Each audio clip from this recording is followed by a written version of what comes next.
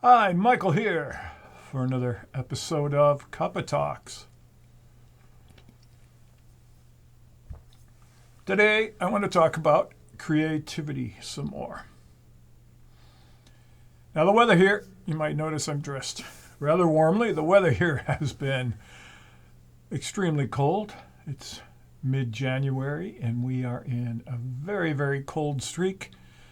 So, trying to save on the heat bills and keep the temperature down a little more. So it's chilly in the studio, so I'm dressed accordingly. Creativity. Talked about it last week. I'm going to talk some more this week. And if you notice, last week's video and this week's video both open with a short improvisation. That's what I do down here. I just come down here and I start playing. I mean, that's the most fun. It's like walking into a room full of toys and you're a 5 or 6 year old kid and you just start playing with stuff. You don't have any preconceived ideas of what you were going to do. You just start playing. Now for me, I like to have, if you see the floor, I have a lot of instruments scattered on the floor around the peripheral of things here. And I like that as opposed to having them all put away in boxes nice and neatly because, as the saying goes, out of sight, out of mind. So I can have all kinds of really fabulous instruments put away in boxes on shelves, and I do have a lot that are put away like that. But you don't think about them. I've even gone to music stores and bought something I already owned because I forgot I owned it. You know, you see something and go, oh, this is really cool. This sounds great. Yeah. And then a couple months later, you open a box and find out you already had one. That's what collecting percussion instruments for 50 years is like. But anyway, like I said, out of sight, out of mind. So I like to have instruments scattered around on the floor. I've got my table here. I've got all kinds of stuff hanging up. I've got stuff hanging up over there. And, you know, I like to be able to have things accessible. And one thing I like is to be able to see them because, again, as I keep saying, I'm a very visual person. So today's short improvisation was just me coming down here and looking over here. And it's like, oh, I've got this large Gonza shaker. I've got this wood block. Let's do something with that. That's how my creativity worked. I didn't come down here with notes and all kinds of things. Oh, let's take these instruments and do this and that. I just came down here and it's like, I'm going to make a video. I'm going to do an improvisation. And I looked around. I spied the shaker, started playing that, and I go, oh, there's my wood block there. We'll use that. And then, hey, let's play the wood block while holding a shaker and a mallet in the other hand so I can get a combined sound. That's creativity in a nutshell there. That's creativity. You just start doing things. Now, I'll leave it up to you to judge whether that improvisation today was any good or not. I don't judge. I just do them. And then it's like if I find something that I really like, that I enjoy playing, I enjoy listening to, I file it away here and here. So I can pull that out later and do it again. So it's like maybe, oh, I'll pull out that Gonza and that wood block later sometimes and do it again if I liked it. If I do something that I don't like or just doesn't, just kind of like, then I won't do it again. It's very much like cooking food. Sometimes you find a recipe that really is great. Other times you find one that isn't so great. Or I'm hungry. You look in your cupboards, you look in your refrigerator, and you see what food is there, and you pull it out, and you make something. You make a dinner out of it. My wife and I do that a lot here. What do you want to eat? I don't know. Well, let's look. What do we have? And we see this. Oh, we got some tomatoes, and we've got lettuce, and we've got cheese, and we've got this, and well, we can put it all together and make something. That's creativity. Creativity is, and improvisation. That's even improvisation, I guess I should say. Just opening your refrigerator and your cupboards and pulling things out and making a meal without having a recipe or a plan. That's improvisation. So creativity and improvisation isn't limited to the arts, isn't limited to music or dance or painting or poetry or writing or all the different sort of art forms, although you can say that cooking is an art form. So I want you to look at creativity and improvisation in a very, very broad scale, because the chances are, if you don't feel like you're very creative and you can't improvise with your instruments, the chances are somewhere in some activity you do, you are already being creative and you are already improvising. It could be sports. It could be so many different activities. So I think it's always important for us to get out of that narrow focus of I am playing these instruments, I'm playing gongs and bowls and bells and that. Widen our focus. Take in everything we do, because it's all the same thing. It's all us.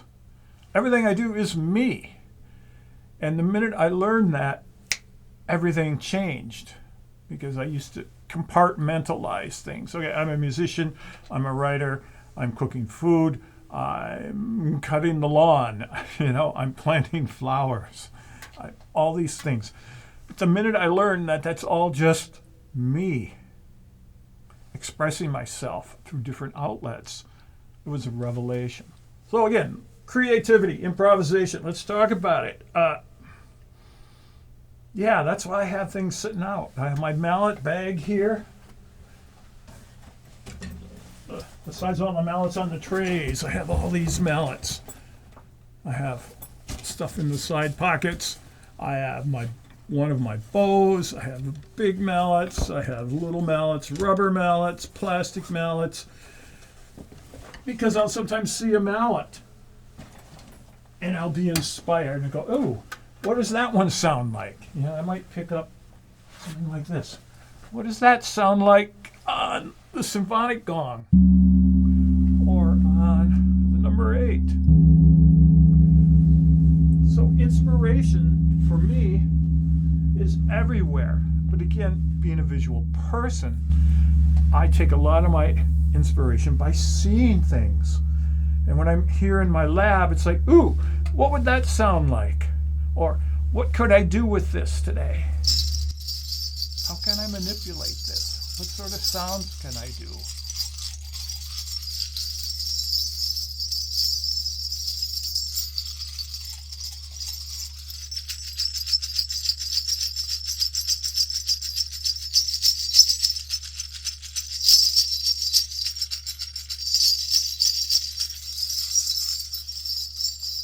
Being creative is like, what can I do with that? Finding different sounds, different rhythms, different energy out of everything. That's what I do. But I can tell you my experience and how I take everything and put it out there. I can tell you that. But you have to find your own experience. I can't teach you how I do what I do. I can only talk to you about sort of the impetus of what I do. I see something and I think, what is that going to sound like? Or how can I get a different sound, a different rhythm, or how can I combine two things?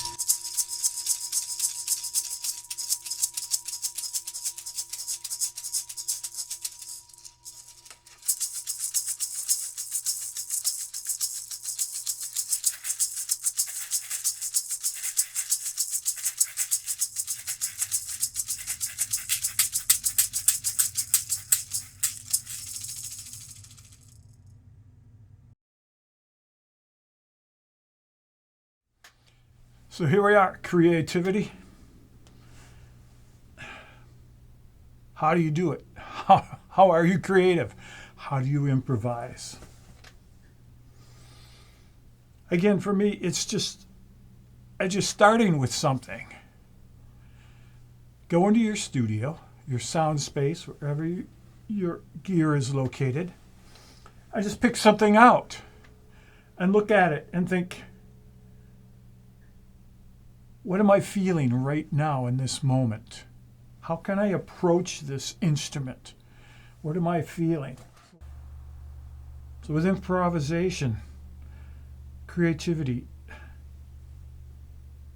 go into your sound space, your room, wherever your gear is, and just look around. Pick something up and start playing it. But not with any preconceived, like, oh, I'm going to do this, I'm going to shake it this way, I'm going to hit it this way. Just start playing it and see what you fall into. Play it from here. Take the energy from the ether, bring it in, release it through the instrument. Like I could take my REMO buffalo drum, and this is what I do at a session when I play the drum. I don't have any preconceived ideas as far as a rhythm I'm going to play. Not at all. I just pick up the drum and I start playing what I call rhythm du jour, the rhythm of the day. And it's what's here in the moment. And once again, that's all that matters, is the moment and being aware in the moment. Not thinking about, okay, what I just played or what I did before I got here, or thinking about what I'm going to do tomorrow or what I'm going to play tomorrow or even 5 minutes from now. It's being here in the moment. So I'll just pick it up and I will start playing. Again, my rhythm du jour, the rhythm of the day. Whatever rhythm comes out, that's my starting place, my launching pad.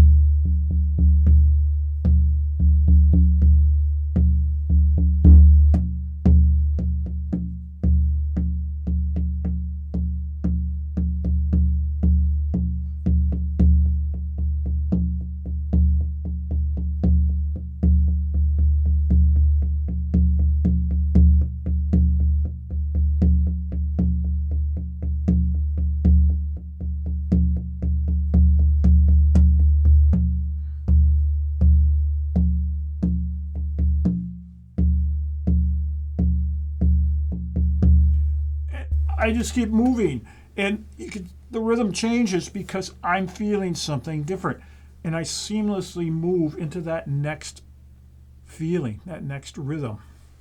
So if I'm going like, and I'm feeling,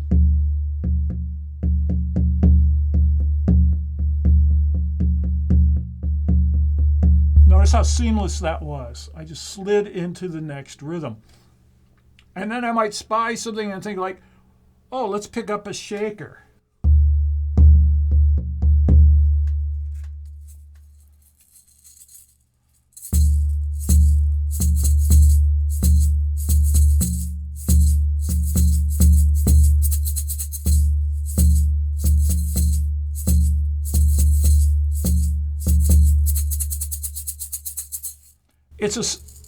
That's improvisation. That's creativity. It's doing, but it's also doing without judgment. You just play. And here in my sound space, my studio, there's nobody else here. I'm free to just play. There's no right, there's no wrong, there's no judgment. I just play. And when I find something I like, again, it goes in here. It goes into the toolbox of my soul here. It goes into me. And I will remember that. Like, oh, I liked having the little shaker so I can get both sounds. Okay, I remember that for the future. Sometime I'll be playing and I'll think, oh, let's grab a shaker. I could grab a bigger shaker. Same thing, you know.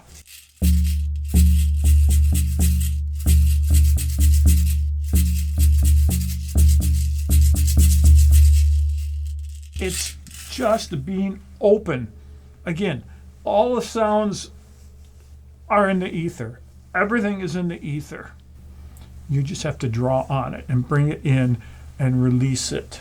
Okay? I don't know how else to put it, but that's how I work. You might find it differently, but I just start playing. As in playing like a 5-year-old kid. If you gave a 5-year-old kid this drum and this mallet and you said, here, have some fun, they would just bang away and do all kinds of crazy stuff and creative stuff because they do not have the inhibitions that many of us adults have.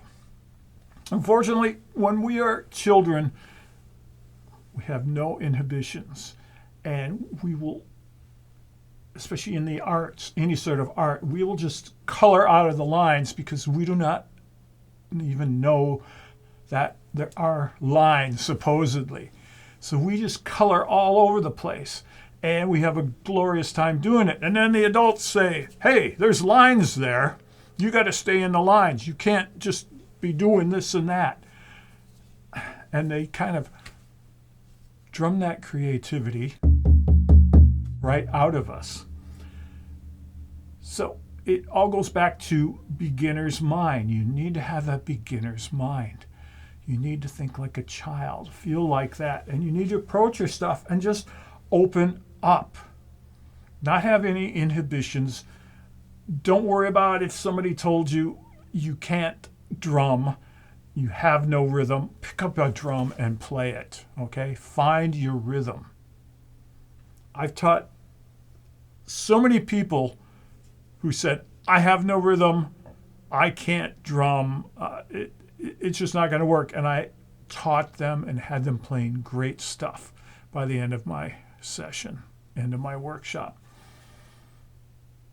Because I taught them how to open up and how to believe in just playing and using that beginner's mind. So that's creativity, that's improvisation. When you do your session, maybe you have everything structured out, and that's fine. If that works for you, that's fine, because we are all different. I don't structure my session. I come up here, do a little introduction, and then I just kind of look around and what looks interesting, what would be fun to play right now in this moment? What would be fun to start with? And then I do that. I mean, to me, that's so important, is just to start. And then I walk this path and I follow everything from there. And sometimes I have ideas because there are things I like to do. I like to start with bells and things in the beginning sometimes, because to me, bells have a particular psychological effect. I call it the calling. You know, when you, especially in the old times, when bells rung, people came because that meant something. That was either like in a church or temple. It meant to come because it's time for service or ceremony, or you heard bells, it was a warning. You knew, I need to find out what's going on. So you would come. So the calling. So a lot of times I just like to start with bells.